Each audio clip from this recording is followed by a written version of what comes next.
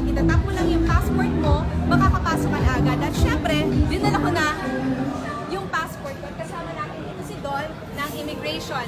Ang gagawin ng daw ay itatap lang ang passport, yung harap ng passport. So dito ilalagay yung passport. Subukan natin. Binabasa na niya yung passport. Usually, mga 15 seconds lang daw siya. Bukas na automatiko yung gate dahil nabasa na niya yung passport natin. Tingnan ang kamera at nilapat ang kanang hinduturo. Mangyari pong nilapat ang kanang hinduturo sa ibabaw ng fingerprint scanner. Maligayang pagdating sa Pilipinas. So binubuksan niya, automatiko yung pangalawang gate. At kapag hindi nabasa yung passport o may problema sa inyong passport, ang mangyayari ay magkakaroon ng red light doon at yun ang bubukas na gate at may immigration officer na lalapit sa inyo. Tama ba? Paano sir kapag hindi nabasa ang passport? Kasi sir, Bali magkakaroon po siya ng note na makipag-ugnayan po sa official ng English. So, yun ang po yung so ibig sabihin may problema.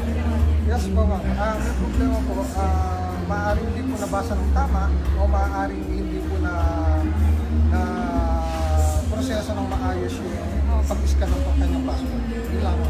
Okay, so may mga limitations nga lang to. Limitado ito para sa mga Pilipino at yung mga passport na may mga chips, yun yung mga bagong passport natin na in-issue simula 2016, tama? 2016 na may mga chips na. At syempre, ang iba pang mga limitation, actually hindi nga siya limitation eh.